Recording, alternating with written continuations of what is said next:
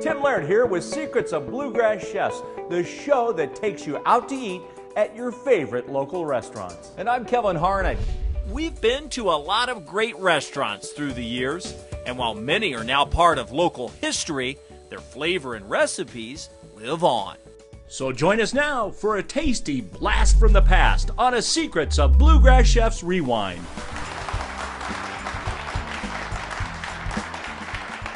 Coming up on Secrets of Louisville Chefs Live, we're in the kitchen theater with a Louisville legend. Jim Gerhardt's in from Limestone. He's sharing his secrets on how to prepare some Kentucky Proud beef. You don't want to miss it. It's What's for Dinner, and it starts right now.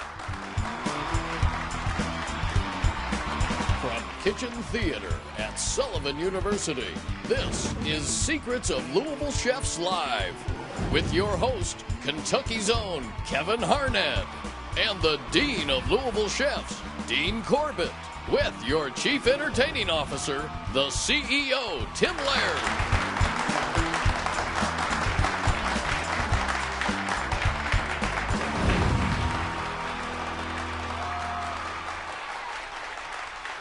Good evening and welcome to the Secrets of Louisville Chefs Live. Tonight, very special evening. It's all about beef. We're here to celebrate all the wonderful beef produced here in Kentucky, Kentucky Proud, Kentucky Beef Council. And what better person to celebrate this beef show with me than Louisville's own legendary chef, Jim Gerhardt from Limestone Restaurant here locally. Jim, how are you, sir? Good, Dean. How you doing? Good to see you. Good to be here. Thank you. Happy to have you.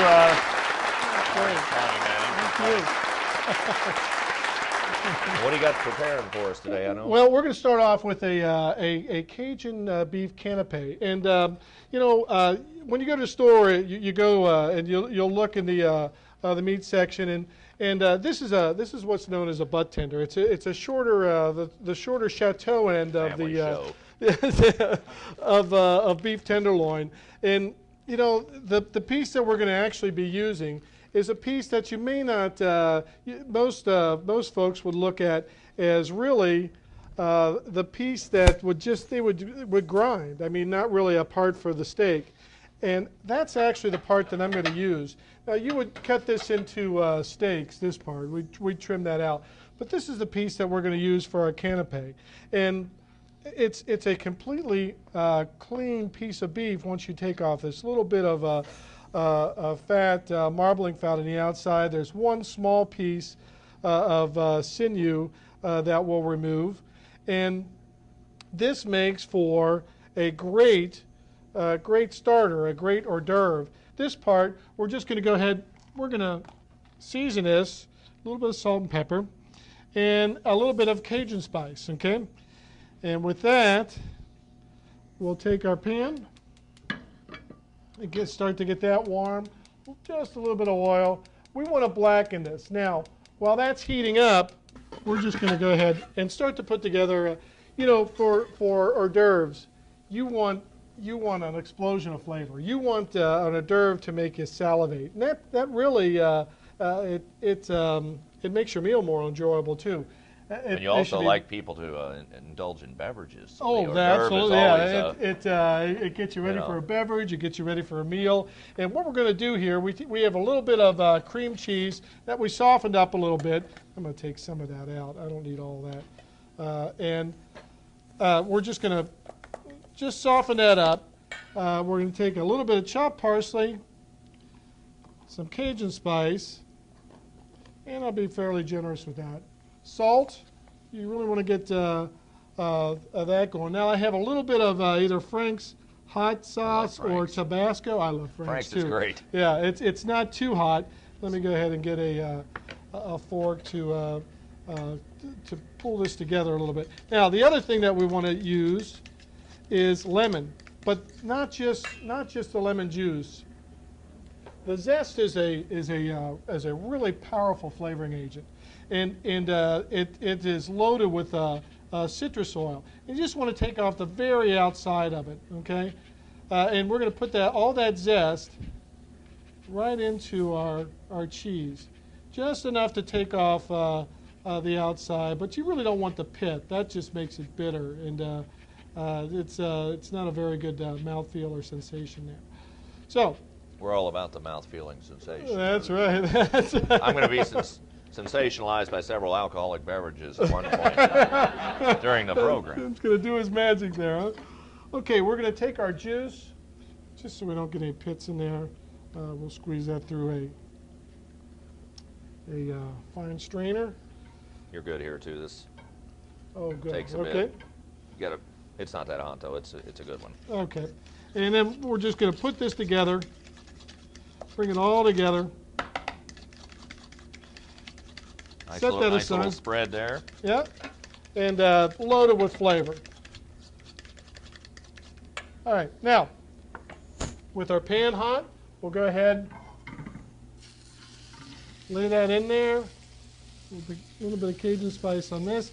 This doesn't take a long time either, which is nice. Oh, I bet not. It's perfect size, and it's already cut for your size of your crostini here. So right. That's another nice thing about that piece. And really, I look at that as an underutilized, great piece of beef. You know, for the restaurant, we use these for canapes, and that piece of beef, it turns out to be a very good moneymaker for the restaurant as well. Obviously, sometimes folks come in and at the 11th hour they decide, well, can you whip up some hors d'oeuvres for the table? And this is a good one because it doesn't require a huge amount of time. Right, and it goes very quick. It smells fantastic. Ooh. Okay, and with that, all right. And you go rare most of the time? We go rare. Yeah. We'll put this into the oven. It's going to take just a couple of minutes, 3 minutes on a 350-degree oven, and it's there. After 3 minutes cooking comes out, we'll chill it down, and you have a very nice piece of beef that you can just go ahead and slice off for your canapé. And you can see. And if you have to do these for 400, obviously that's where the CVAP comes in. Right. You do these ahead. That's what I was talking about. A piece of beef that size and this can both go in there at exactly the same time, and they're both going to look exactly like this when you take it out. That's a miracle of the. We have a couple of CVAPs. Yeah, we have. I've got a ton of them. I love the thing. And we'll just lay that on top of. I have a little bit of sourdough here, sourdough bread, with a little bit of our cream on the bottom. Okay. Beautiful. We'll take our cream into a plastic bag, a piping bag, and we'll just put a small dab on top. That's so you can attach something to the top there a little and, bit. Yep, we'll just take some fresh chives out of the garden. Well, I mean, it's limitless what people could do with this. So, I mean, you could make 100 different things for the base on the bottom, from a mayonnaise base to virtually anything that has any kind of body to it. Right. Well, and flavoring-wise, or pesto, or whatever. Right. Right. And the size that we have here is perfect. If you have a hot dog bun, put it on that. Yeah. Isn't that a good idea? That would be great. Yeah. How about the Creole fried corn dog? That's right. There you go. That's perfect. It would work for it. So it's really an underutilized piece. If you're going to go ahead and cut your own steaks, it's a great way to use that, and you use it for a variety of things. So. Yeah. Look at that. Easy. Chef Jim, quick canapé. We're going to take 5 here, so to speak, and come back, and he's going to do something tremendous with the rest of this great-looking tenderloin. So it's all about beef tonight, so stay tuned. Be right back.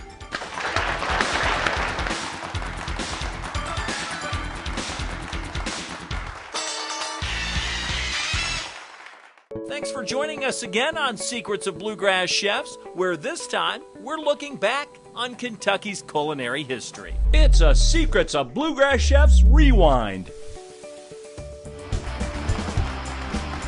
And welcome back to Secrets of Louisville Chefs Live. We're in the studio audience here, and what a studio audience we have. Look at everybody around here. It's a packed house. Everybody must like beef, and we're learning all the secrets from Jim Gerhardt, one of the best in Louisville, no doubt. If you've been around Louisville, you know the name. I mean, from the Silbach, now the Limestone. Pam is here from Crestwood. Good to see you. Good to see you. You say you've had Chef Gerhardt's food before, and you're going to have a chance to have it again because we have this delicious tenderloin that he's prepared here. Little canapes, I believe. How do we say it? Canapé. How does that taste? It looks delicious. Delicious. Yeah? She just did her taste buds a favor, and you're going to have the chance to do the same if you prepare this at home. And all of the secrets are on our website, so are the recipes. You can check it out at LouisvilleHomeZone.com or Secrets of Louisville Chefs. In the meantime, we've got some sirloin to prepare. Let's jump back down with the Dino.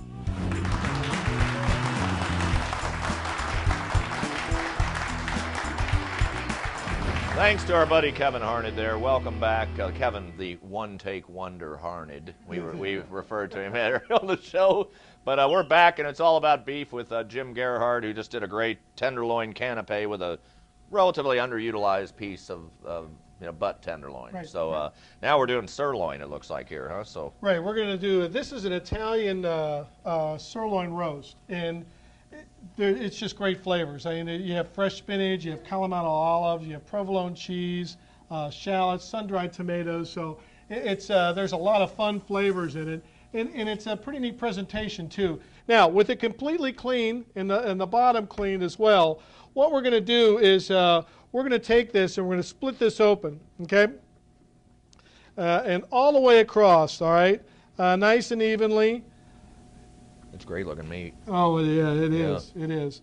And at this point, we're going to take a piece of plastic. You want to take, either the business end of your meat mallet and, just kind of even this out. And if it was an exceptionally hard day on a golf course, a little bit harder, Oh, my garlic's dancing there. All right, so. And you do one side, or you flip it to the other, or you can do both you're sides. If you're really pissed, you flip it. That's right. What you're looking for, though, you want this all the same. CW, you even. can say anything on the CW. I found. There you go. All right. Now, leave it on the plastic, okay? Leave it on the plastic. You know it's going to be terrific because the ingredients are. So yeah, awesome. You really can't go wrong. Now, first thing we'll do with this is we're going to go ahead and season this with a little bit of salt and pepper, all right? And we're going to set this aside for a second and make our stuffing. There you go. Okay. Yes, sir. A little bit of garlic, all right? And we're going to mince our garlic. Okay, a little bit of sun-dried tomato. We'll take and we'll size this up.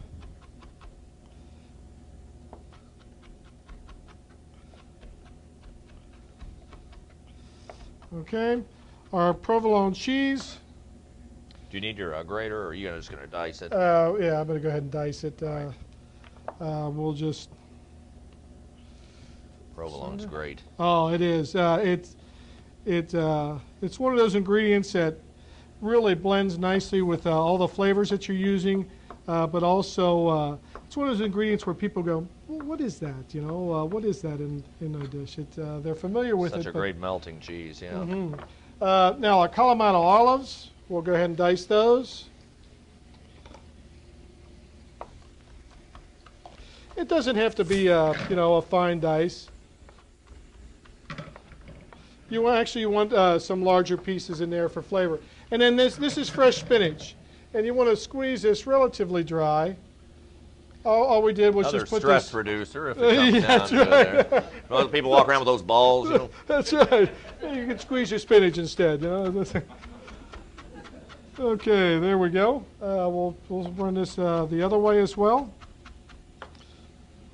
All right, and we'll take this into our bowl. Beautiful. Beautiful. Okay. I just want to eat the mix. It's looking good. A little bit of chopped parsley and fresh herbs. All right. And then panko breadcrumbs. Now, you can use a regular white breadcrumb. I mean, if you want to dry them out and take that time. Panko's used quite a bit because, again, it's a very neutral flavor. They're already ready to go. So, they're very easy to use. We don't need a lot. Okay.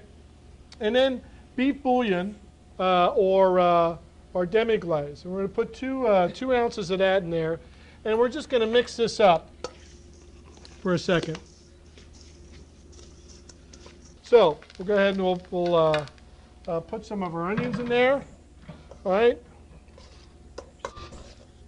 That'll also help binding, won't it? Because Yes. there's butter in there. The butter that's in there, right, and they're throwing moisture as well. Yeah, it's almost like if you put too much moisture in, your eggs or heavy cream or whatever, you're going to have problems with it when it cooks. that muscle it'll in the run. beef tightens, and then all of a sudden your stuffing's coming out in 18 Right. different directions. So. And to check this, it should form. While that's they're all getting to know each other, we'll set that aside. We'll go ahead and with our beef, we're going to take our stuffing now. Again, we'll do the test. Okay, here we go. All right, and we're going to just go ahead and put this in and pat it. You don't need a lot, a thin amount. You want to leave it away from the evenly. edges a little bit, right? A little bit, yeah. You can see that we kept it away, and at the ends as well. All right, all the way in. And now this is why you left this on the plastic. You're going to use the plastic, and it's actually going to help you as far as the rolling process goes. Pull that up. And you want that tight, okay? There's that. Beautiful. I'll get rid of that for you. Okay, thanks. Okay. Now we look at tying this off, okay? Through the Now- wonders of television. Yeah, it takes about an hour. Well, yeah, about an hour to cook. So we'll get back here in just about. Well, I'm only kidding. Now this sat in the oven. Actually, it had a chance to rest for a while. I mean, that's just We unbelievable finished this looking. with extra virgin olive oil. Poured it on top, okay, and that's what gives it the nice shine, okay. Does help with browning too? It does. It helps with the browning. Look at that deal. And so we're going to go ahead and just take a look It'll be- at it'll be how perfect. that rested, and you can see. Oh, Lordy. Yeah, that, Man, that's beautiful. yeah. And, yeah. Thank you. Thank you. Boy, that's So, beautiful. I'm going to go and have dinner now, Dina. Yeah. So anyway, you want to take your time slicing this. Again, make your incision, and then put your hand over it so that you can take the slice off. Okay. Then what we did was we took the drippings and Tuscan red wine. All right, and I use a lot of red wine. I mean, all look right. how rich that is. That's amazing. And a lot of red wine, all right? Not only is it good for you, My kind of dish. yeah, let that reduce down by 2/3, okay? And thanks so much for coming. I mean, this Well, is fantastic thank you. job. Wonderful. Great job, Jim Gerhardt. Thank you very much. All right, Let's eat. let's eat. I mean, it's beef. It's what's for dinner. That's But right. That's right. Timmy Laird's going to be back here and just hopefully have some tremendously great beverages with Jim's dishes. This is just awesome. So thanks so much. Be right back. Be right back.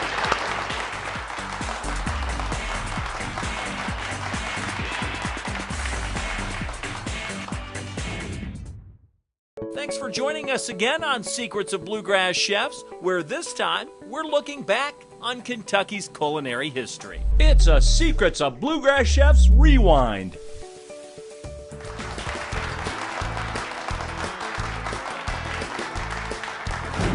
Welcome back to Secrets of Louisville Chefs Live. It's another taste testing episode here in our audience. I've got Kimberly on one side, Bruce on the other. They are the lucky recipients. Now, everybody has a chance to taste this after the show, but during the show, go ahead and take a taste. I want to hear the oohs and ahs, because if you've ever had Chef Jim Gerhardt's food, that always follows. boy. Wow. What do you taste in there? Oh, I taste the wine and the sauce, and it's great.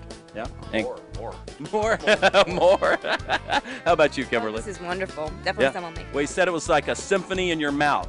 Absolutely. Yeah, and it, Orchestra, no. yeah, orchestra looked more like surgery to me. I haven't figured out how to tie the knot yet, but listen, we're going to jump down. It's time for some cocktails, and if anybody knows how to pair up a great drink with this great meal, it's Tim Laird. He's down there with the Dino.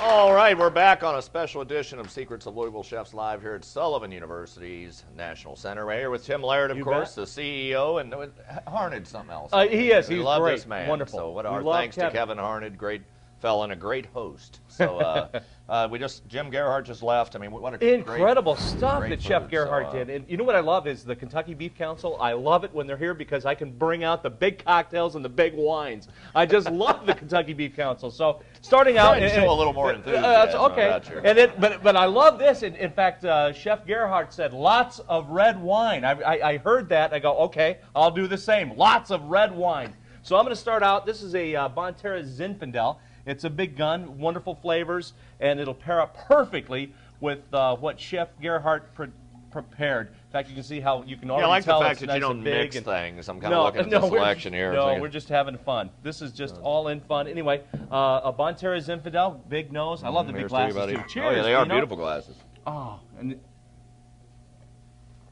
lots of Oh, that flavor. is fantastic, Isn't it? yeah. Oh, that'll work perfectly with everything that Chef Gerhardt prepared. I love that. So yeah, taste again. I love it. Nino has to do a second check just to make Well, sure. it's a culinary thing. It is. It's good. All right. Moving on. Again, we talked about big cocktails, but what we're going to do today is, Chef Gerhardt is always involved with the community. So what I wanted to showcase was community cocktails. These are cocktails we've actually invented in our test kitchen for Louisville and the surrounding area. Starting out, and a lot of people know this already, we created the Oaks Lily. That's part of the Oaks Day race at Churchill Downs. In fact, this cocktail is actually coming up and selling as much almost as the Mint Julep. So the next community cocktail we did, we were able to host the All-Star game here, the AAA All-Star game, and so we created a All-Star cocktail for that to commemorate that. And it's a wonderful thing. And again, the ingredients have special meaning. Starts out with 1.5 ounces of Old Forester bourbon. This was established around the same time that... I love his pour. Yeah. 1.5 ounces is like a little bit metric. More. You bet. Established around the same time of AAA baseball. And then I thought, well, okay, this is for the All-Star game, baseball, very American. And I thought of the song, baseball, hot dogs, apple pie, and lemonade. So I had to put lemonade in there. So I thought you were going to say Garvin Brown. Baseball, hot it is. There you go. 3 ounces of lemonade. And then to that, I've got 1 ounce of Florida orange juice to commemorate spring training. So we have 1 ounce of the orange juice in there. And this really is a refreshing cocktail. Light on the juice. And very light on the juice. And then we have a cherry. There's nothing more American than cherry pie. So, again, the All-Star cocktail made with Old Forester. Oh, how's that? Delicious, refreshing? That one, I will keep that. There it is. A great recipe. Anyway, this was created for Brightside. They have a thing called the Green Tie Bash every year. So what I'm doing is in my shaker, about 1.5 ounces of Finlandia vodka. To that, I'm going to put about 1/4 ounce to 1 ounce of melon liqueur. That'll give it the nice green color we're looking for. And then pineapple juice, about 2 ounces of pineapple juice, maybe a little more, because I'm making 2. So I'm going to shake this up, really get this going, because what you want to do with this cocktail, especially with the juices, infuse all the flavors together, and if you shake it, you're going to get a nice collar of foam on the top of your cocktail. So let's see how we did. Oh, there it is. Isn't that a beautiful color, too? It is. It's an accessory, too. There we go. I hate to drink it, but I'll have to make an exception. Garnish with a little lime wedge, because it is the green tie. I'm starting to fog. Martini. Here we go. Oh, look at it. Work of art. Can't see, of course, Cheers. but I can... Wow. Oh, Isn't that delicious. great? Melon, pineapple. And I'd like to put them side by side, though, for a true comparison. Do a real comparison of what we want. Yeah. And I love the colors, too. This is good. All right. We want to end up with, again, Louisville's new tagline. I love this. The Possibility City. It's a wonderful thing, and that's how we're advertising our great city is Louisville. The Possibility City. So we came up with a possibility, or a possibility. We have a possible bridge, a possible arena. That's right. Everything's possible. Everything's possible. It may not happen, but it's possible. That's right. I don't care who I offend. I don't care. I speak the truth. TK Turbo. The truth hurts. The Possibilitini. This is an easy one, and it emulates everything what we are at what we stand for in Louisville. We have to have bourbon. We are a bourbon community. Wonderful thing. So I'm going to start out. Ride. We do. 1.5 ounces of Woodford Reserve. Actually, again, we're the making generous 1.5. This is for 2. That's for 1 cocktail, but I'm making 2. Dino likes to taste these. Anyway, so starting out Louisville in the community, bourbon has to be in there, and then to It is represent Louisville's French heritage. Chambord's About great in all the food. Half ounce Food of, as well. Oh, and desserts. food too. It's fantastic. Oh, brie and all kinds of things. So that's that. 2 ingredients, very easy. I'm going to shake this up, and we're going to put this into, again, it is the Possibilitini, so we're going to put this into a couple of nice That's cocktail Tim's alarm glasses. clock, incidentally. This is my favorite sound. I hear that in the morning, it's time to get up. That or a blender. I love that sound too. I go, oh my gosh, the blender goes off, I'm ready to go. I love that sound. Just bring me a beach and something else. All right, so here is our Possibilitini. You see the wonderful color that the Chambord gives it. And then the final garnish representing Louisville's going green as well as prosperity. I have these green maraschino cherries. So that is the garnish to our Possibilitini. Small sip on this one. So Dino, just a small sip. I'm down Isn't that to a the wonderful small color? sipping. Does that look great? Beautiful. Oh, my Lord. There we have it. My goodness. Enjoy them responsibly. Thanks to Jim Gerhardt. What a great show featuring It's All About Beef. It's what's for dinner, but it was a great, great show. We had a lot of fun. We'd like to thank Sullivan, of course, our wonderful friends at Anheuser-Busch and Michelob Ultra, and of course, the Kentucky Beef Council for sponsoring this episode. So until next time, see you.